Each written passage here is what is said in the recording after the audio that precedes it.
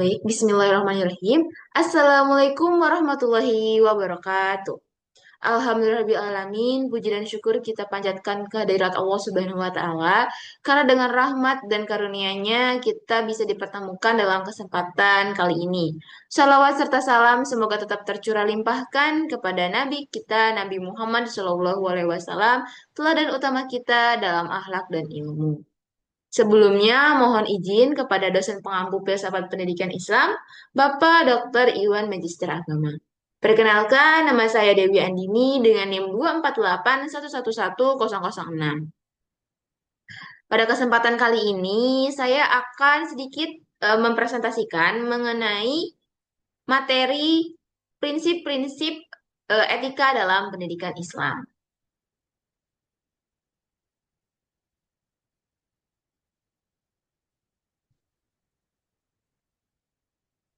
Nah, untuk membahas hal ini ada 4 pertanyaan yang menjadi fokus utama atau poin penting dalam presentasi kali ini. Yang pertama itu adalah pengertian. Jadi, apa yang dimaksud dengan etika dalam pendidikan Islam? Lalu ada juga prinsip, yaitu apa sih prinsip-prinsip etika yang mendasari pendidikan Islam?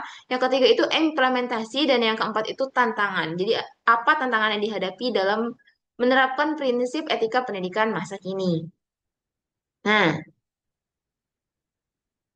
Nah, sebelum kita memasuki ke inti pembahasan, coba kita perhatikan dulu gambar-gambar di sini. Di sini ada anak yang sedang membantu nenek menyeberang jalan. Lalu ada juga seorang anak yang sedang mencium tangan ibunya. Lalu juga ada juga teman-teman sebaya yang saling berjabat tangan. Nah, jadi semua ini adalah merupakan contoh sederhana etika dalam kehidupan sehari-hari, di mana sebenarnya itu merupakan bagian penting dalam pendidikan Islam. Selanjutnya, mari kita mulai dari hal yang paling mendasar. Sebenarnya apa itu etika dan bagaimana sih pandangan Islam terhadap etika dalam pendidikan Islam tersebut? Oke, jadi etika itu secara etimologis itu berasal dari 2 kata, yaitu dari bahasa Yunani dan bahasa Latin, di mana dari bahasa Yunani ada kata ethos yang artinya itu kebiasaan atau perilaku, dan juga bahasa Yunani yaitu mos atau mores yang artinya adat dan cara hidup. Jadi sejak awal itu etika itu selalu berkaitan dengan kebiasaan manusia dalam bertingkah laku dalam kehidupan sehari-harinya. Selanjutnya itu ada menurut beberapa para ahli. Yang pertama itu menurut Bertens, di mana etika itu Bertrand itu membagi etika itu menjadi 2, ada etika praktis dan juga etika reflektif, di mana etika praktis itu merupakan norma yang dipraktikan. Jadi apa saja yang boleh dan apa saja yang tidak boleh dilakukan. Sedangkan etika reflektif yaitu pemikiran tentang moral. Nah, jadi eh, pemikiran tentang moral itu pemikiran mengapa suatu hal itu perlu dianggap baik dan suatu hal tersebut dianggap buruk seperti itu. Selanjutnya juga ada menurut Ahmad Amin, di mana Ahmad Amin itu menjelaskan bahwa bahwa etika itu merupakan ilmu tentang kebaikan dan keburukan dan juga pedoman perilaku. Jadi di sini tuh Ahmad Amin menjelaskan bahwa etika itu ilmu tentang kebaikan dan keburukan yang menjadi pedoman perilaku manusia. Jadi etika itu berfungsi sebagai arah dan juga penuntun dalam setiap tindakan kita. Lalu yang terakhir ada menurut Ki Hajar Dewantara, di mana Ki Hajar Dewantara ini menjelaskan bahwa etika itu merupakan studi tentang prinsip moral dalam kehidupan manusia. Jadi Ki Hajar Dewantara di sini menjelaskan bahwa etika itu sebagai studi tentang prinsip-prinsip moral, di mana terutama dalam kehidupan manusia, yang artinya etika itu bukan hanya mengenai teori-teori saja, tetapi juga bagaimana sih nilai-nilai moral tersebut itu benar-benar dijalankan dan dilakukan dalam kehidupan sehari-hari. Oke, selanjutnya itu adalah ada etika dalam Islam. Nah, etika ini tuh memiliki berbagai karakteristik utama. Yang pertama itu adalah bersumber dari Al-Quran dan Sunnah. Nah, maksudnya itu ialah artinya standar baik dan buruknya etika dalam Islam itu bukan ditentukan oleh budaya ataupun pendapat manusia semata, tetapi berdasarkan wahyu Allah Subhanahu wa Ta'ala. Jadi sudah memang bersumber dari Al-Quran dan juga Sunnah. Selanjutnya, yang kedua itu adalah mengarahkan manusia berperilaku baik dan menjauhi hal yang buruk. Nah, di sini itu berarti etika itu berfungsi untuk mengarahkan manusia. Bagaimana sih harus bersikap baik, mengambil baik dan meninggalkan hal-hal yang buruknya. Yang ketiga yaitu universal, berlaku di semua tempat dan waktu. Nah, di sini sifat etika tersebut itu ialah universal, di mana ia tuh berlaku kapan saja, di mana saja, dan tidak terbatas oleh ruang waktu gitu. Karena kan terkadang kita melakukan kebaikan sekarang belum tentu terbalas kebaikan kita sekarang lagi, tetapi bisa juga di masa yang akan datang gitu. Karena ya memang etika itu ya tidak apa ya, tidak terbatas oleh ruang dan waktu.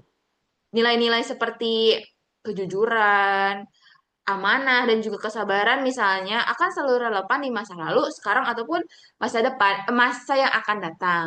Jadi kita berdoa ingin sesuatu ataupun apa tentang kejujuran atau amanah bisa saja apa kembali ke kitanya itu di masa depan, belum sekarang. Seperti itu.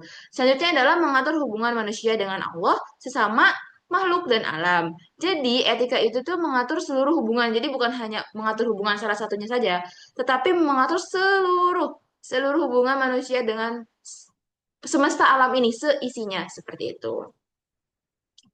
Nah, selanjutnya ialah, nah, kalau etika tadi adalah pedoman perilakunya, lalu bagaimana dengan pendidikan? Nah, di sini mari kita lihatlah konsep pendidikan dalam Islam. Jadi, menurut eh, konsep pendidikan Islam itu ada menurut secara etimologi dan menurut para ahli dan juga menurut pandangan pendidikan Islam tersebut. Yang pertama tuh secara etimologi.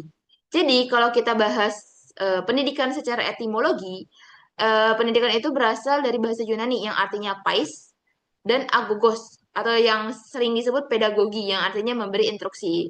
Adapun dalam bahasa Arab yaitu ada tarbiyah yaitu pengembangan, taklim pengajaran dan takdib penanaman adab. Nah, jadi dari sinilah muncul kata-kata pedagogi ya istilah pedagogi yang berarti itu kan memberi instruksi ataupun pengajaran. Sementara dalam bahasa Arabnya itu kan eh di mana tarbiyah itu kan pengembangan potensi ya.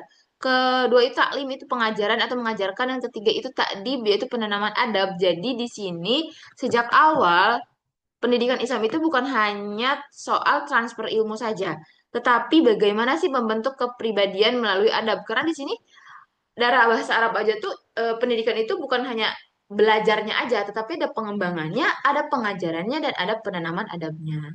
Seperti itu. Nah, selanjutnya menurut para ahli.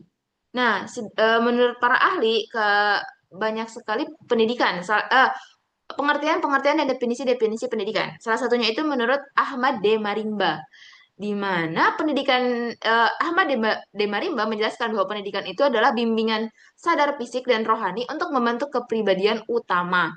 Nah, di sini eh, ada juga definisi menurut ahli yang lain yaitu dari Cabib Toha di mana Cabib Toha itu menjelaskan bahwa pendidikan itu merupakan sebagai proses pemindahan pengetahuan sedangkan sekaligus sekaligus pengembangan potensi sehingga menghasilkan transformasi nilai pada diri sendiri pada diri peserta didik.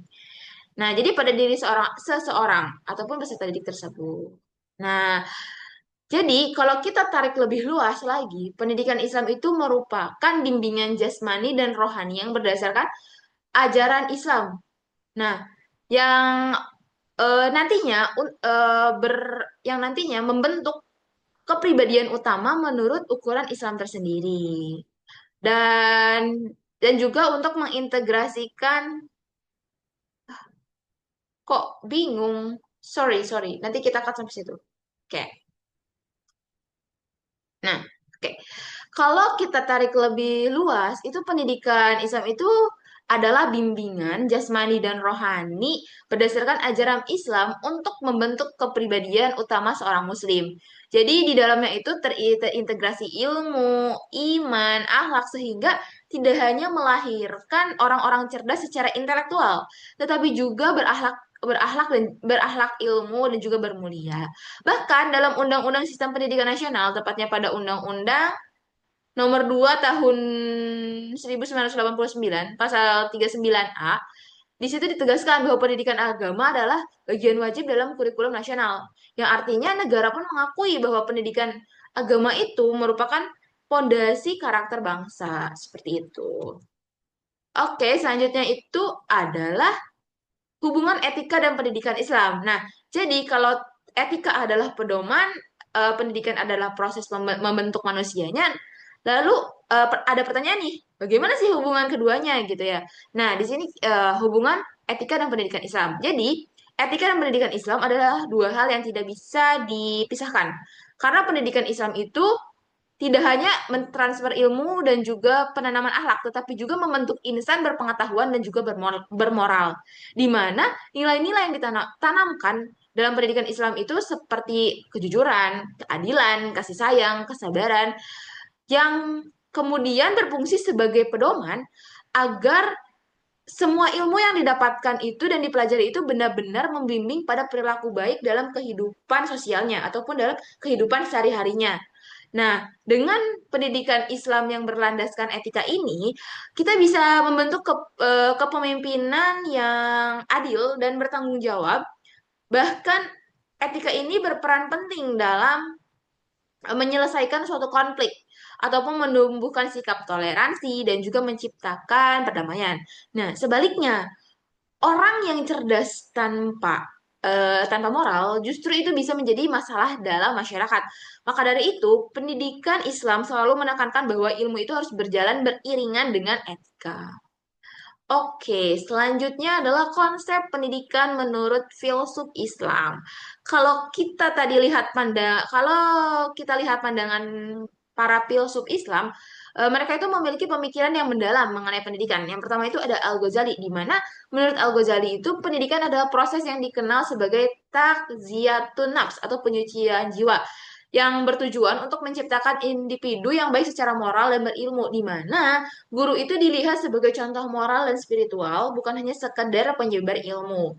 Lalu yang kedua itu adalah Ibnu Sina, di mana Ibnu Sina ini melihat pendidikan itu sebagai upaya untuk mengembangkan akal, fisik, dan moral secara seimbang, di mana Ibnu Sina itu menjelaskan penekanan pentingnya pembiasaan sejak kecil dengan guru yang bijak, sabar, dan mampu menuntun murid menuju kesempurnaan akal dan jiwanya. Ada pula Al-Farabi, di mana Al-Farabi ini berpendapat bahwa pembentukan masyarakat itu ideal terkait dengan pendidikan, yaitu Al-Madinah dan Al-Fadilah, di mana pendidikan itu tidak hanya membentuk orang, tetapi juga bertanggung jawab sosial, yang dimana guru itu berfungsi sebagai pembentuk moral tersebut dan pembentuk karakter tersebut. Seperti itu. Itu adalah konsep pendidikan menurut beberapa filsuf Islam. Oke, selanjutnya. Nah, dari pemikiran para tokoh-tokoh tadi, kita bisa melihat bahwa pendidikan Islam itu kan selalu berlandaskan pada etika ya. Lalu apa saja sih prinsip-prinsip pendidikan Islam yang menjadi pondasi utama? Nah, oke, yang ada enam prinsip etika dalam pendidikan Islam. Yang pertama itu adalah landasan Quran dan hadis. Yang kedua itu ada prinsip pencarian ilmu dan kejujuran, ada prinsip adab dan akhlak mulia, ada prinsip penghormatan dan kesabaran, ada prinsip integrasi nilai, dan prinsip tanggung jawab dan amanah. Di sini kita akan menjelaskan satu persatu ya mengenai prinsip-prinsipnya. Yang pertama itu adalah prinsip landasan Quran dan hadis. Nah, landasan utama pendidikan itu adalah Quran dan hadis, karena keduanya itu kan menekankan keseimbangan, yaitu pengembangan intelektual, akhlak mulia, dan juga kedekatan terhadap Allah Subhanahu wa Ta'ala. Nah, contohnya itu dalam Quran surat Al-Mujadilah ayat 11, di mana Allah berfirman bahwa Dia meninggikan derajat orang-orang yang beriman dan juga berilmu, di mana ayat ini menunjukkan pentingnya adab, sikap saling menghormati, serta memberi ruang dalam majelis ilmu. Jadi, di sini itu ayat ini menjelaskan bahwa menuntut ilmu itu bukan hanya soal kecerdasan, tetapi juga soal sikap. Selain Quran surat Al-Mujadilah ayat 1, ada juga Quran surat Al-Alaq ayat 1-5. Di mana surat ini itu menjelaskan perintah awal pertama Allah kepada Nabi Muhammad SAW untuk membaca, ya, membacakan Iqra, ya, membaca ya, di mana membaca di sini itu bukan hanya sekedar aktivitas literasi semata, tetapi juga menjadi dasar belajar, dasar pengetahuan, sekaligus pembentuk akhlak dan juga karakter. Karena dengan mulai kita membaca, kita bisa mengetahui ilmu, kita bisa mendapatkan ilmu, kita bisa mendapatkan informasi-informasi. Nah, Rasulullah SAW juga menegaskan dalam beberapa hadis dan hadis riwayat Muslim. Salah satunya itu adalah hadis riwayat Muslim. Contohnya itu adalah yang berbunyi bahwa menuntut ilmu adalah jalan menuju surga. Yang itu artinya merupakan program belajar bukan hanya aktivitas duniawi, tetapi juga ibadah dan memiliki tujuan spiritual. Jadi kita bukan hanya sebatas dunia saja, tetapi kita memiliki tujuannya gitu. Karena kan hidup kita sementara di dunia ini.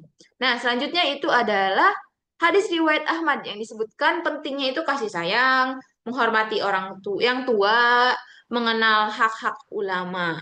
Di sini itu mengajarkan bahwa pendidikan Islam itu selalu menanamkan nilai-nilai sosial dan juga penghormatan terhadap ilmu. Jadi, di sini landasan ini itu menegaskan bahwa pendidikan Islam itu bukan hanya sekadar transfer ilmu, tetapi juga proses pembentukan insan yang berilmu, beradab, juga berakhlak.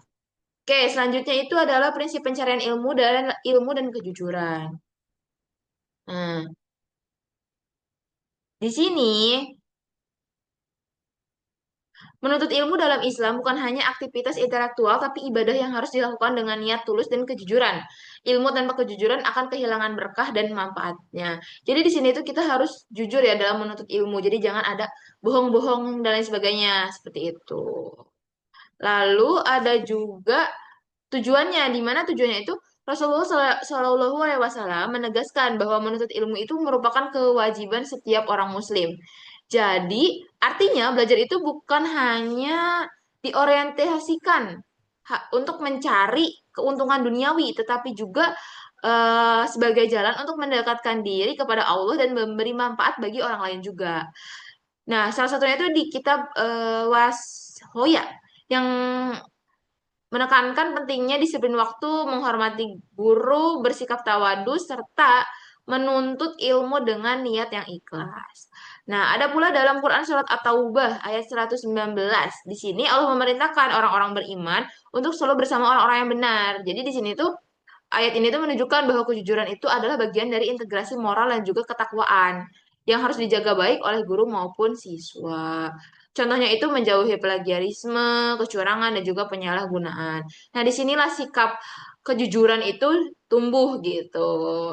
Selanjutnya itu ialah disiplin waktu, menghormati guru, tawadu, dan kesungguhan merupakan etika utama dalam proses pendidikan. Nah, oleh karena itu yuk, prinsip pencarian ilmu dan kejujuran itu tidak bisa dipisahkan karena ilmu yang diperoleh dengan jujur akan membawa keberkahan, sementara ilmu yang diperoleh dengan cara curang hanya akan membawa kerusakan dan kehilangan nilai berkahnya. Jadi tidak baik kalau kita curang, kalau kita tidak jujur dalam proses pencarian ilmu. Selanjutnya adalah prinsip adab dan akhlak mulia. Nah, sekarang kita masuk nih ke salah satu prinsip yang penting dalam etika pendidikan Islam, yaitu adab dan akhlak mulia. Nah, dalam Islam, adab berarti tata krama, sopan santun, dan penghormatan. Sedangkan akhlak itu mencakup sifat-sifat terpuji yang harus ditanamkan pada diri setiap orang ya.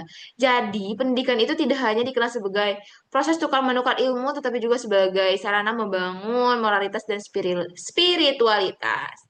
Nah, seorang tokoh modern, contohnya seorang tokoh modern yaitu Syekh M. Naqib al-Attas. Nah, di mana beliau menegaskan bahwa inti dari pendidikan itu ialah takdim atau penanaman adab yang ya takdim atau penanaman adab, di mana ilmu tanpa adab tidak bermakna. Nah, jadi beliau itu menegaskan bahwa ilmu itu tidak akan bermakna jika tidak disertai adab, yang artinya pendidikan sejati itu bukan hanya apa ya, bukan hanya mencetak orang pintar saja, tetapi juga pribadi yang beretika dan kuat spiritualnya. Jadi tujuan utamanya itu untuk membentuk manusia yang berilmu, berakhlak, dan bertakwa. Eh, Ulama klasik juga menekankan bahwa adab kini adab lebih utama daripada ilmu.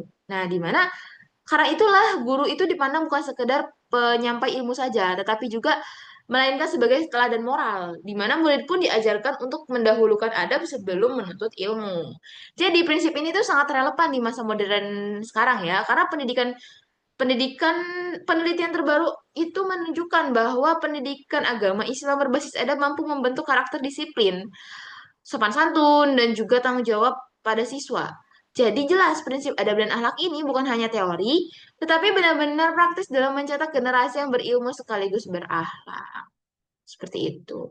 Selanjutnya itu adalah prinsip penghormatan kesabaran. Nah, pertama, kita masuk dulu nih ke prinsip penghormatan kebenaran. Dalam pendidikan Islam,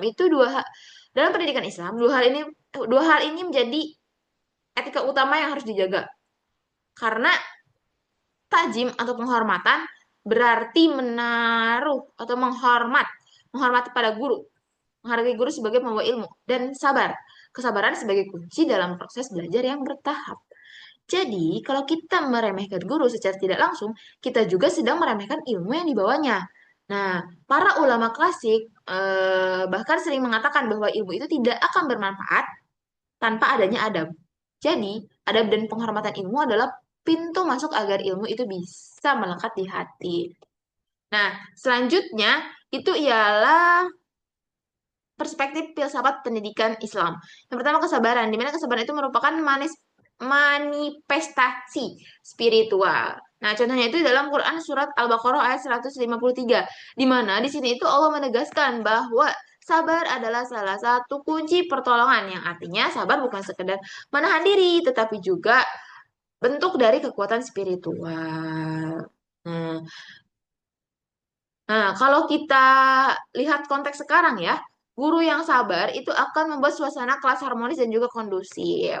Dan murid yang hormat kepada guru akan lebih mudah menerima arahan sehingga hubungan guru dan juga murid itu menjadi lebih sehat. Selain itu, maka dari itulah prinsip penghormatan kesabaran ini menyeimbangkan pendidikan, bukan hanya cerdas secara intelektual, tetapi juga matang secara moral dan juga spiritual. Seperti itu. Nah, selanjutnya adalah integrasi nilai spiritual, moral, dan sosial. Nah, di sini pendidikan Islam itu kan tidak hanya menafsirkan pengetahuan secara kognitif saja, tetapi juga mengintegrasikan nilai-nilai spiritual, moral, dan juga sosial. Di mana nilai spiritual itu merupakan fondasi imannya, nilai moral itu adalah pengarah perilaku sesuai syariahnya, dan nilai sosial itu dasar interaksi adil dan harmonis. Nah, dari ketiga nilai-nilai tersebut itu membentuklah pendidikan apa ya? Prinsip pendidikan Islamnya yang menekankan pada bahwa pendidikan itu bukan hanya sekedar transfer ilmu, tetapi juga internalisasi mengenai nilai-nilai spiritual, moral, dan juga sosial. Nah, filosofi pendidikan Islam ini mengajarkan keseimbangan. Salah satunya itu terdapat dalam Quran surat Al-Qasas ayat 77 yang mengingatkan kita untuk mencari kebahagiaan akhirat tanpa melupakan bagian di dunia. Jadi, manusia tidak boleh bersebelah. Jadi hanya pintar secara intelektual tapi kosong secara moral. Jadi kita harus sama-sama seimbang antara baik itu intelektualnya maupun adabnya atau moralnya. Di mana pendidikan itu harus menghasilkan sosok yang cerdas akalnya, lembut hatinya, dan peduli terhadap lingkungannya. Di mana ada pula implementasi dalam pendidikannya. Jadi nilai-nilai Islam ini dapat apa ya dalam mata pelajaran diterapkan dalam lintas mata pelajaran misalnya sains, matematika hingga praktik sehari-hari. Jadi bukan hanya di agama saja, tetapi di materi-materi yang lain, misalnya kayak di biologi, di fisika. Nah, implementasi dalam pendidikan Islam juga harus diterapkan dalam dalam apa ya dalam pembelajaran-pembelajaran tersebut. Selanjutnya adalah tanggung jawab dan amanah. Nah, di sini tuh kita membahas dua komponen penting, yaitu tanggung jawab dan amanah ya, di mana dalam Islam itu pendidikan itu dipandang sebagai sebuah amanah dari Allah Subhanahu wa taala, di mana amanah ini tuh tidak bisa dianggap remeh ya, dan karena bukan hanya menyangkut dunia tetapi juga menyangkut akhirat.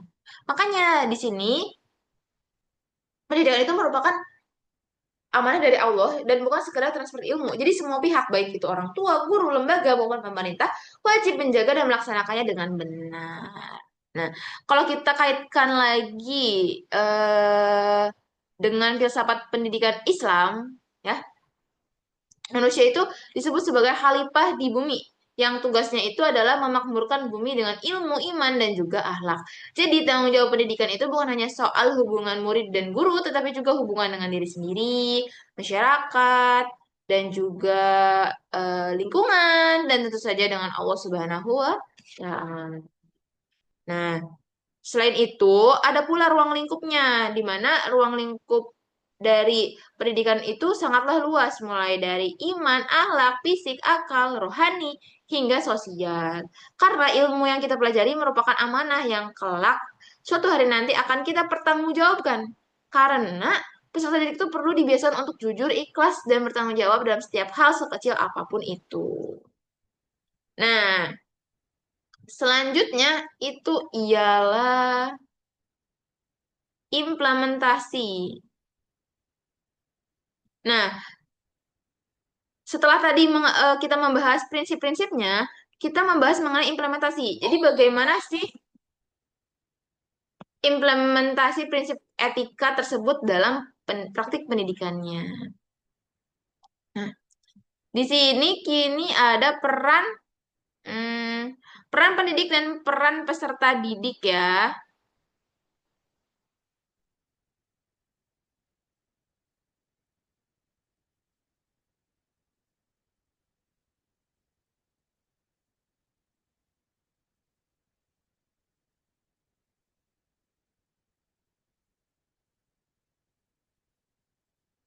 Nah, di sini tuh ada peran pendidik dan peserta peserta didik. Yang pertama itu ada peran guru atau pendidik, di mana guru itu bukan hanya sebagai pengajar ilmu, tetapi juga uswah hasanah, yaitu teladan moral dan spiritual. Nah, di mana guru juga harus mengajar dengan niat tulus, jujur, sabar, disiplin, dan profesional. Agar etika guru itu menciptakan suasana kelas yang positif, membangun kepercayaan siswa, orang tua, dan juga masyarakat yang akan apa ya mencapai tujuan, yaitu mencetak generasi cerdas, beriman, berakhlak mulia, dan juga bermanfaat bagi masyarakat. Nah, selain peran guru atau pendidik, ada pula peran peserta didiknya. Pertama itu penuntut ilmu aktif dengan adab, di mana peserta didik itu harus hormat, terus memiliki ketulusan niat dalam mencari ilmu, dan juga kejujuran dalam proses pencarian ilmu tersebut. Selanjutnya adalah pendidikan Islam itu melatih akhlak mulia, seperti tanggung jawab serta kecerdasan akademik. Jadi, kita juga harus bertanggung jawab atas ilmu yang telah kita ambil, atas ilmu yang telah kita pelajari. Di mana di sini itu peserta didik atau siswa itu merupakan subjek pendidikan yang ikut menjaga etika dalam proses belajar.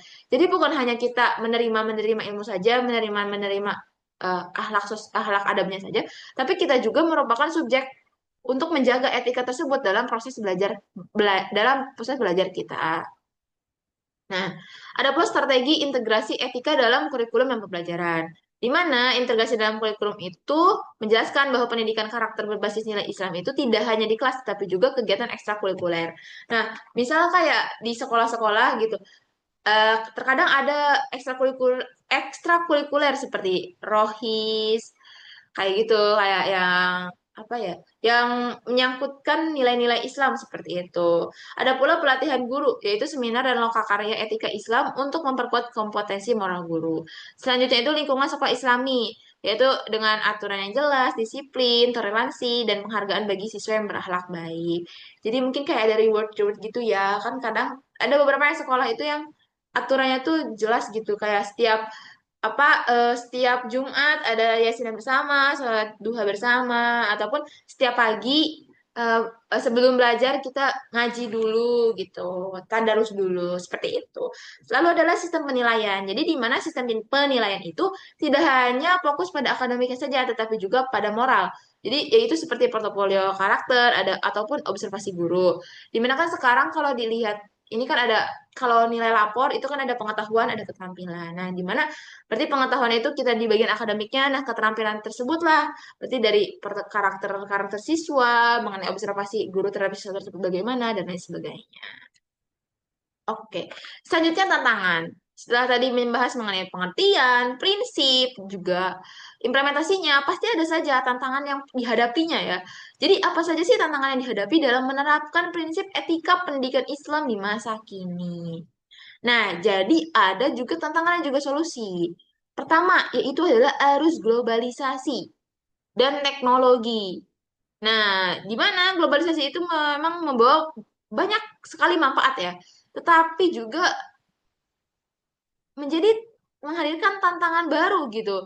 Dan juga tantangan yang serius, misalnya masuknya budaya asing yang kadang itu bertentangan dengan nilai-nilai Islam, serta penyalahgunaan teknologi digital yang bisa melemahkan karakter dan akhlak peserta didik. Lalu kedua itu kurangnya keteladanan dari guru dan orang tua, di mana di sini tuh dalam pendidikan Islam itu teladan itu penting, sangat penting malah. Karena kalau guru dan orang tua tidak konsisten dalam menampilkan sikap yang baik, siswa itu akan kesulitan mencontoh perilaku yang benar. Karena siswa itu apa ya? Mudah untuk kayak dilihat gitu, kayak mungkin ngeliatin ya, oh itu kayak gini sikapnya, jadi kayak diturutin gitu, seperti itu.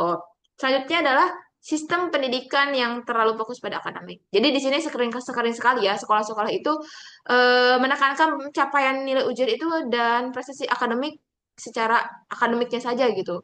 Sementara pembinaan karakter ataupun akhlak itu porsinya itu lebih sedikit. Nah, jadi padahal kan tujuan pendidikan ini kan tujuan dari pendidikan Islam ini kan adalah untuk membentuk manusia yang seimbang antara cerdas secara intelektualnya, matang secara moral dan juga kokoh secara spiritualnya.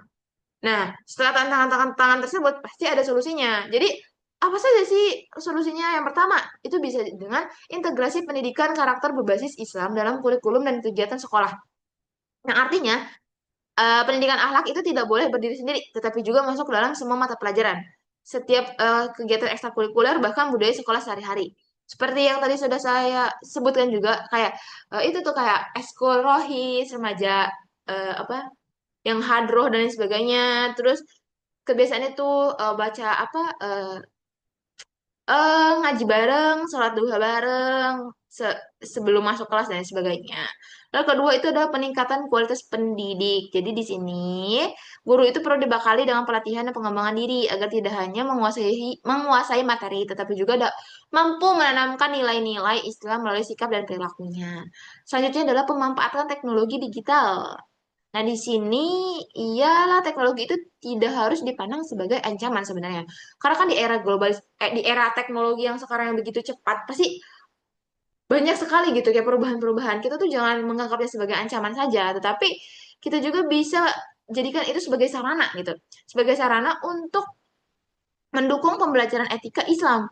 Misalnya melalui media dakwah digital, aplikasi pembelajaran Quran, dan konten positif yang mendidik siswa. Karena kan sekarang platform banyak banget, media sosial sangat cepat gitu. Kita bisa gunakan media sosial tersebut dengan apa ya, menyebarkan ilmu-ilmu positif, menyebarkan konten-konten positif yang mendidik siswa bagaimana sih etika yang baik dan benar, adab yang baik dan benar, seperti itu.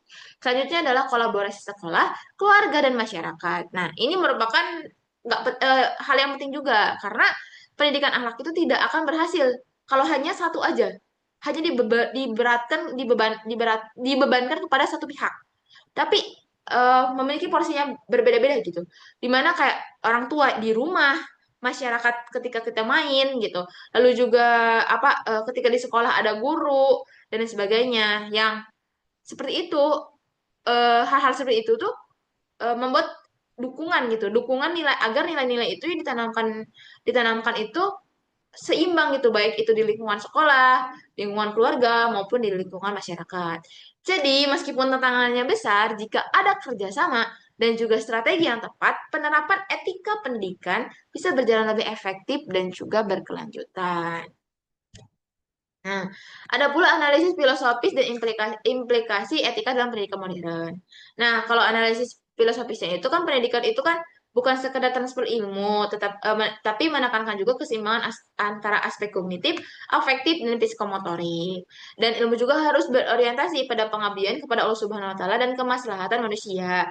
Jadi karena kan ilmu juga kan sumbernya banyaknya, tadi ada dari hadis dan Quran, terus dari yang lain-lainnya. Jadi berorientasinya itu pada pengabdian kepada Allah dan juga kepada kemaslahatan manusia. Nah, di mana proses pendidikan itu harus selalu berkaitan dengan nilai moral, di mana nilai moral itu yang terkandung dalam Al-Quran dan hadis. Lalu implikasi dalam pendidikan modernnya, yaitu pertama menjawab tantangan global, di mana seperti kisi moral, penurunan sopan santun, dan juga individualisme. Di mana pendidikan itu berfungsi sebagai agen perubahan sosial, bukan hanya intelektual, tapi juga secara moral. Di mana implementasinya itu kita bisa integrasi nilai spiritual, moral, sosial dalam kurikulum, dalam pembahasan kurikulum.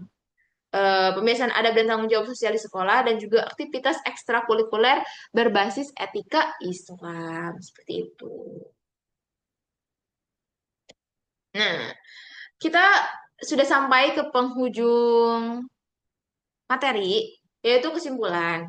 Nah, jadi dalam filsafat pendidikan Islam, etika itu dipandang sebagai dasar yang mengarahkan tujuan pendidikan, bukan sekedar aturan moral. Jadi pendidikan Islam itu memadukan antara aspek kognitif, afektif, spiritual untuk membentuk insan kamil yang berilmu dan juga berakhlak mulia.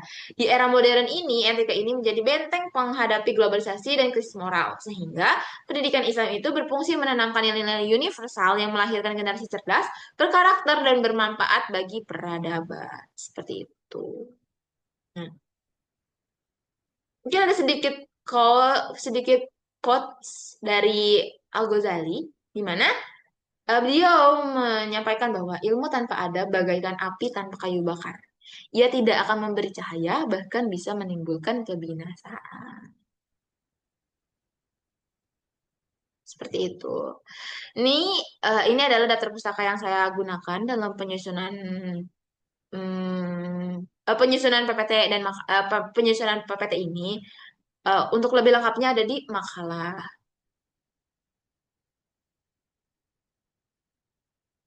Oke, mungkin cukup sekian yang dapat saya sampaikan. Kurang lebihnya mohon maaf.